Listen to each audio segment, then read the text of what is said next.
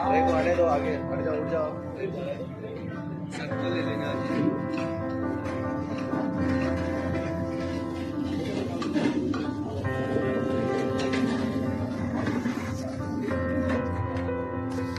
आवाज बात कर। आराम से आराम से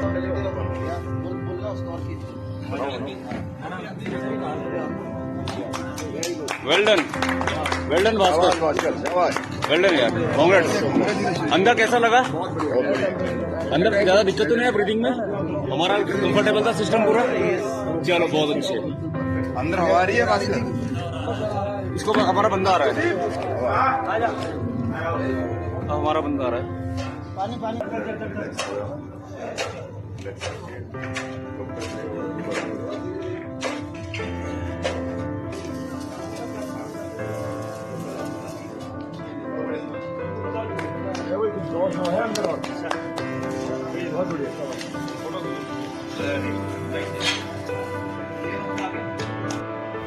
आज उम्मीद नहीं चल जाएंगे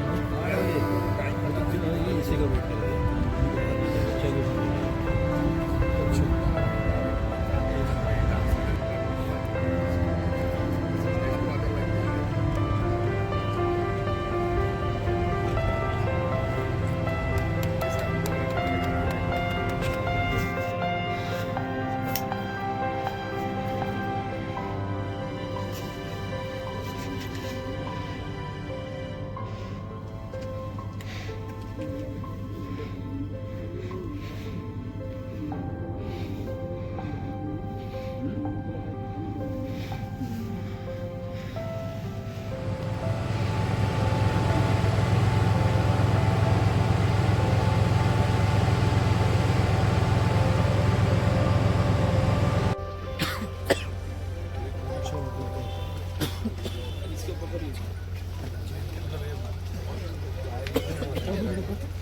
हाँ रोज पट्टी करते हैं। पट्टी हो रही है डॉक्टर इंजरी में रोज और कोई दिक्कत ऑफिस में कोई और भी आया हुआ है?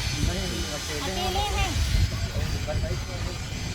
यमुनोत्री धाम को जोड़ने के लिए ऑल वेदर परियोजना के तहत सिलक्यारा से पौलगांव बड़कोट के लिए एक सुरंग बनी, जिस पर जो है युद्ध स्तर पर काम भी चल रहा था।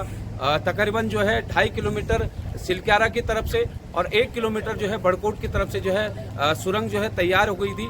लेकिन दीपावली के दिन जो है बड़ा हादसा हो गया।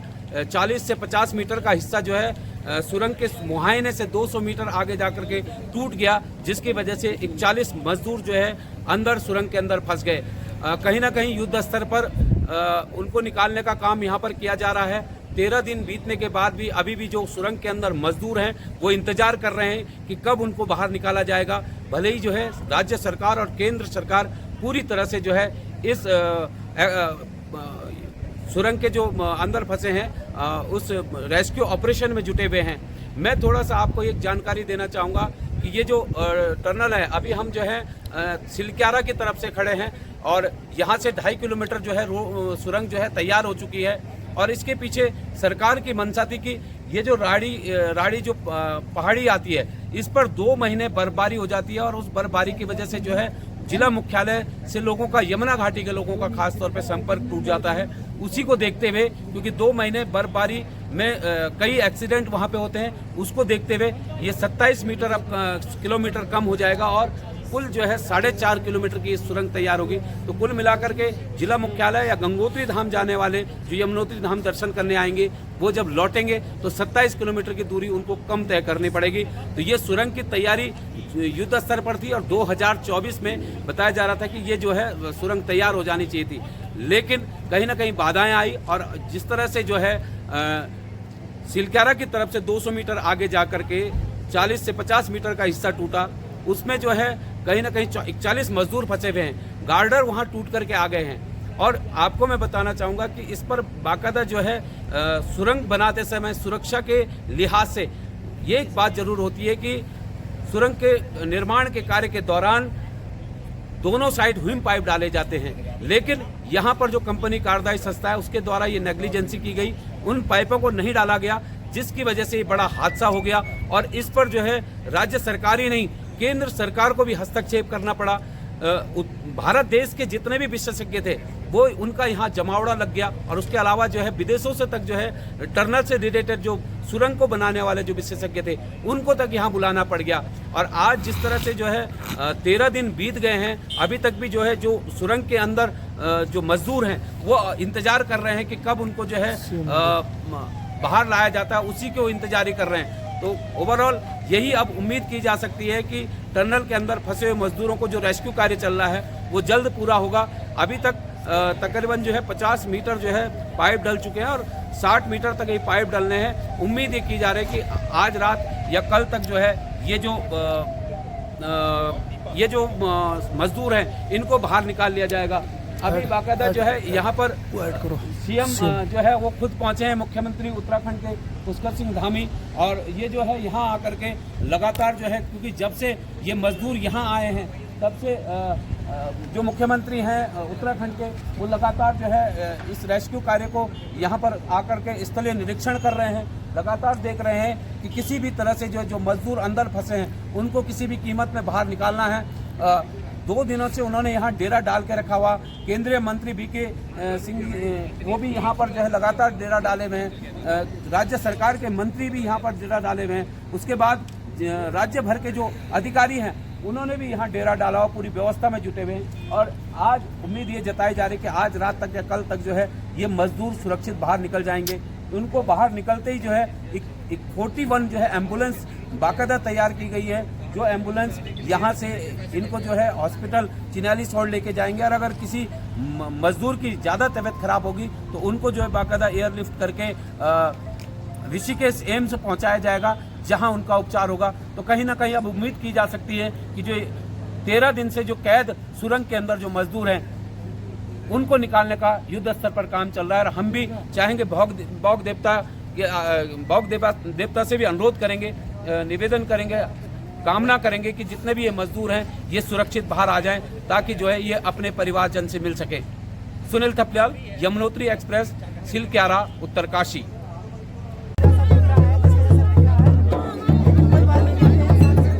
सिंह जी उन्होंने यहाँ पर जो है स्थलीय निरीक्षण अभी दोबारा भी कर लिया है।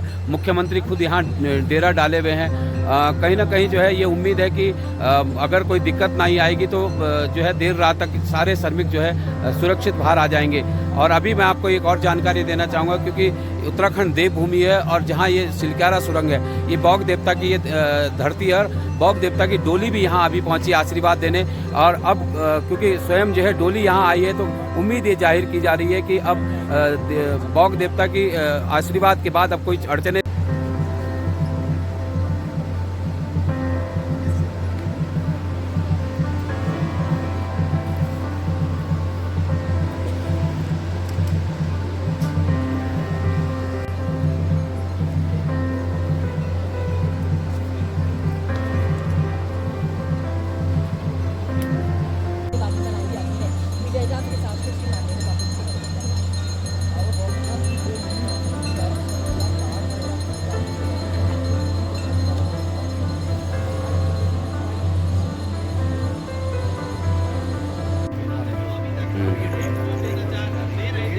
जो गतिविधियां हैं लगातार यहाँ पर चल रही हैं।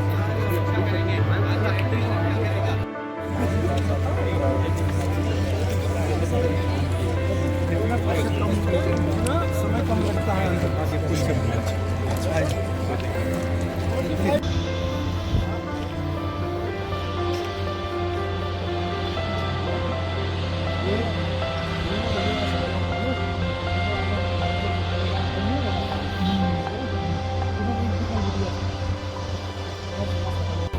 जो रानी टॉप वाला मोड़ नहीं है जहाँ पर हमने गाड़ी खड़ी कर दी,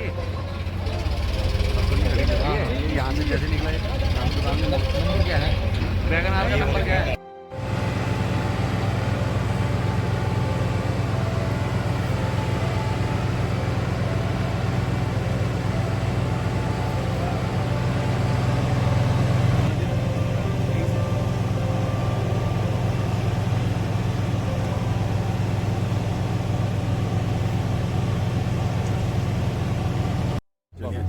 नमस्कार।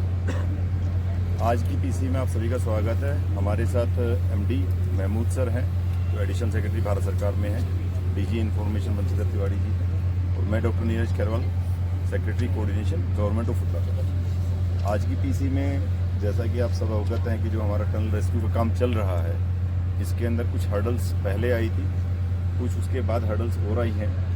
उन हर्डल्स को एक्सप्लेन करने के लिए थोड़ा सा ज़रूरी है, क्योंकि आप सभी भी अवगत हैं कि काम चल रहा है, दिन रात लोग देख रहे हैं, तो लोगों को नॉलेज होना कि पता चल जाएगा आपके माध्यम से क्या मुसीबतें आ रही हैं, क्या मुसीबतें ओवरकम की गई हैं।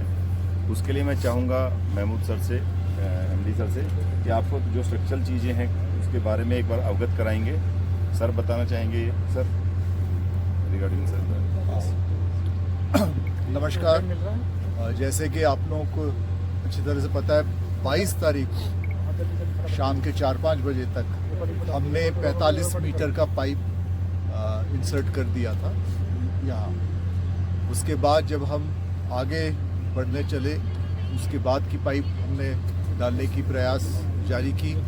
उस वक्त हमारे पास जैसे मैं कह रहा था कि कभी हो सकता है अड़चनें आ जाएं, कुछ बाधाएं आ जाएं, तो एक पहली बाधाएं जो हमें सेंस किया हमने, हमारी मशीन ने कोई रुकावट हुई उसको, वो एक गर्डर के तौर पे हमें सामने रास्ते पे ही वो हमारा रास्ता को रोका उसने। गर्डर एक ऐसा होता है, मैं नीरज जी से रिक्वेस्ट करूंगा कि वो आपको बताएं। ये डिटेल विजुअल भी आप लोगों को फोटोग्राफ मिल जाएगा। 3 सरिये की स्ट्रक्चर है सर। तो ये देखिए, ये जैसे गर्डर है, इसको लैटिस गर्डर रिब कहते हैं। तो ये गर्डर, ये अभी तो स्टॉकयार्ड में है। ये जब टनल में लगता है तो वो ऐसा होता है, और क्योंकि टनल में कोलैप्स हुआ था, ये मलबा के साथ ये भी मलबा में कहीं मिला हुआ था। और जो हम जब अपनी पाइप को हम आगे पुश कर रहे थे, तो ये लैटिस गर्डर रिब जो था वो पाइप के रास्ते पे हमें मिला, और इस वजह से पाइप और आगे हम पुश नहीं कर पाए। मशीन को हमारा रोकना पड़ा, जो ऑगर ड्रिलिंग मशीन है हमारा, और क्योंकि पाइप के अंदर ही होता है ऑगर ड्रिलिंग मशीन, तो हमें फिजिकली मैनुअली जाके चेक करना होता है। पूरे तरह से पाइप को रोकना पड़ा। Auger drilling machine bit by bit 8 उसके पीसेस हमने निकाले। उसके बाद पाइप के अंदर हमने बंदा भेजा, जिन्होंने मैनुअल उसको चेक इन किए। ये 22 तारीख के शाम रात की बात है, और हमने एक्सपर्ट्स बुलाए इसके लिए। और एक्सपर्ट्स जो है ट्रेंचलेस इंजीनियरिंग कंपनी के हैं, जो मशीन ही चलाते हैं, ऑगर ड्रिलिंग मशीन चलाते हैं। उनके ख़ास जो बंदे हैं, जिनको ये एक्सपीरियंस है कि वो 40 मीटर और ज़्यादा भी अंदर जाकर ऐसे बड़े रेस्ट्रिक्टेड स्पेस में, आप समझ सकते हैं कि 900 mm की पाइप है और 45 मीटर बंदा कोई अंदर जा रहा है, और हाथ में उसके कटर है, गैस कटर है, ऑक्सीजन का मास्क पहना है उसने, और उसमें गर्मी बहुत होती है, ऑक्सीजन की कमी होती है।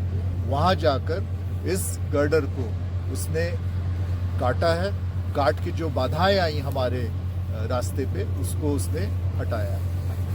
ये एक दिक्कत जो थी हमें, जो हमने 22 तारीख की पूरी रात, 23 के सवेरे हम इस प्रयास पे लगे रहे कि जल्द से जल्द हम दोबारा अपना ऑपरेशन फिर से स्टार्ट कर पाएँ। ये करने के बाद फिर मैनुअल चेक होता है, फिर से वो सारी जो ऑगर ड्रिलिंग मशीन है वो फिर से वापस रीअसेंबल होता है, उसको हम पाइप के अंदर डालते हैं, और फिर पुश करने की हमने 23 तारीख को फिर हमने प्रयास शुरू किया। 23 तारीख को हमारी उम्मीद थी कि अब एक बाधा आई थी, हो सकता है और कोई अड़चन ना आए हमारे पास, लेकिन 23 को भी जब हमने और 1.8 मीटर्स और अंदर हम प्रवेश किया, पाइप अंदर गई, तो हमें एक और हर्डल मिला, एक और हमें हमारे रास्ते पे एक बाधा आई। वो था कि हमें 4 पोल पाइप मिला।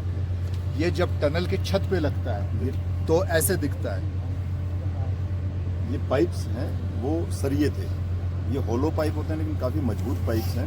ये छत के अंदर लगे होते हैं सर, ये वाला इसके बाद का जो मुड़ा हुआ। और जब हम, ये तो बात की तस्वीर है, वही प्रोसेस फिर से रिपीट करना पड़ा, जो मैंने आपको इतने डिटेल में भी समझाया। फिर से वो रुकावट आई, ऑगर मशीन को वापस पूरा लाना पड़ा, उसको डीकपलिंग हम कहते हैं, उसको डीकपल करना पड़ा, बंदों को हम अंदर भेजे। फिर से वही बड़ी बहादुरी से ये बंदे अंदर गए, जो मैंने बोला ट्रेंचलेस कंपनी के हैं। इनका नाम है प्रवीण और बलिंदर, जो पहली रात गए थे।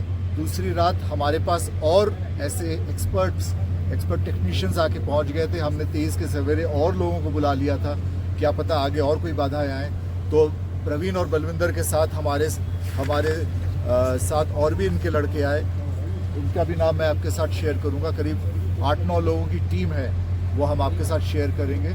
और ये लोग बड़ी बहादुरी से बिल्कुल फिर रात भर जाकर ये जो पाइप जो आप देखें, जो छत पे ऐसा रहता है और लंबा सा ऐसे हो गया, और मलबा के साथ कोलैप्स के बाद ये मशीन में ये सामने ऑगर इसलिए चल नहीं पाया, तो वो ऑगर के जो ब्लेड्स हैं, वो ऑगर के ब्लेड्स के चारों तरफ ऐसे मुड़ गया। ऑगर के ब्लेड्स भी हमारे डैमेज हुए और इसलिए हमें वापस ऑगर को वापस लाना पड़ा। ऑगर के ब्लेड्स को हमने रिपेयर किए हैं अभी। जो साफ़ सफाई करनी थी, ये बच्चे अंदर गए और इन्होंने क्लीन किया उधर का स्टाफ का, कोई और गर्डर या कोई और इस तरह की मेटल ना हो, ये चेक किया और अब वो वापस उस ऑगर को फिट कर रहे हैं। इस बीच हमने ये भी देखा कि ऑगर मशीन जिस प्लेटफॉर्म पे इंस्टॉल्ड है वो भी वीक हो रहा था, क्योंकि इतना प्रेशर, इतना टॉर्क बढ़ रहा था, क्योंकि अब डिस्टेंस भी ज़्यादा हो रहा है। 45 मीटर से और हम आगे जाने की कोशिश कर रहे हैं। तो हमने इसी समय, ऐसा नहीं कि हमने कोई भी समय वेस्ट किया है, कोई भी समय हमारे देख रहे होंगे माननीय मुख्यमंत्री स्वयं यहाँ 2 दिन से कैंप किए हैं। पहले भी बिजली टीम के द्वारा किया गया है। केंद्रीय राज्य मंत्री जनरल वीके सिंह साहब भी यहाँ कैंप किए हैं। सबकी एक ही टारगेट है कि ये जो इतना बड़ा आपदा आई है, किसी भी तरह जल्दी से जल्दी इसका सॉर्ट आउट हो जाए और जो श्रमिक अंदर फंसे पड़े हैं उनको निकाल लिया जाए। तो युद्ध स्तर में दिन और रात आप देख रहे होंगे, आप लोग भी तब से, जिस दिन घटना हुई तब से यहाँ मौजूद हो, दिन रात काम चल रहा है। तो सारी संस्थाएं, सिस्टम, एजेंसियां सब यहाँ मौजूद है और सबका एक ही उद्देश्य है कि जल्दी से जल्दी ऑपरेशन पूरा होकर मजदूरों को बाहर निकाला जाए। सर, जैसे ही जो है सुरंग से बाहर मजदूर आएंगे तो SDRF NDRF और पुलिस की क्या तैयारी है? इसके लिए जो है उनको तत्काल हॉस्पिटल पहुंचाना ये प्राथमिकता रहेगी और इसके लिए ग्रीन कॉरिडोर तैयार किया जाएगा। ग्रीन कॉरिडोर के माध्यम से रास्ते में कोई भी रुकावट आने ना पाए, इसके लिए स्कॉट के माध्यम से उनको हॉस्पिटल तक ले जाएंगे।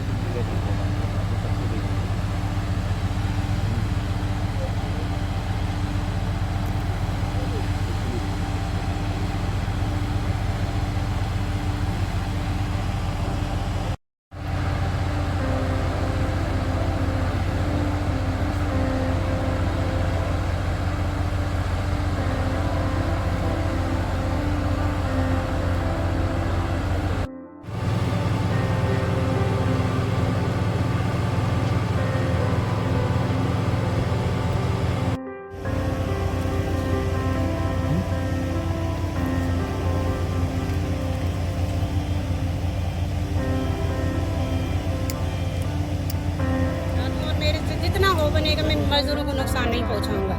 आप लोग क्या चाहते हैं? हम भी यही चाहते हैं कि भगवान भोगनाथ सब मजदूरों को सुरक्षित बाहर निकाल दे और सभी माँ बहनें, यहाँ पे भाई लोग सब आ रखे हैं, यही विनती करके आ रहे हैं कि सब मजदूरों को बाहर सुरक्षित निकाला जाए। और जितने हमारे यहाँ देख रहे हैं कि बहुत दूर दूर से यहाँ मशीनें आ रखी है, कहीं पे कोई मशीन खराब हो गई, कहीं पे, यही तो देवता का प्रकोप होता है और क्या है। नहीं तो नीचे से तो मशीन सुरक्षित आ रही है, रास्ते में ऐसे क्या हो रहा है। और जहाँ जहाँ इन देवताओं का स्थान है वहीं मशीन भी खराब हो रही है। नीचे यहाँ पे भी हमारे विश्वराणा का स्थान है, वहाँ पे एक मशीन खराब हुई, फिर आधा रास्ते में दूसरी मशीन खराब हुई। इसका मतलब यही तो है कि हमारा देवी देवता का यहाँ पे बहुत मान्यता है। तो ये देवता जैसे आज कह दिया तो क्या लग रहा है आपको? हाँ, हमको तो अपने बाबा भोगनाथ पे पूरा विश्वास है। कब तक निकलेंगे ये लोग? निकल जाएंगे, शाम को निकलेंगे, कल निकलेंगे, पर निकल जाएंगे। जब उसने दम दे दिया तो पूरा भी कर ही देगा अपना वादा। चलिए।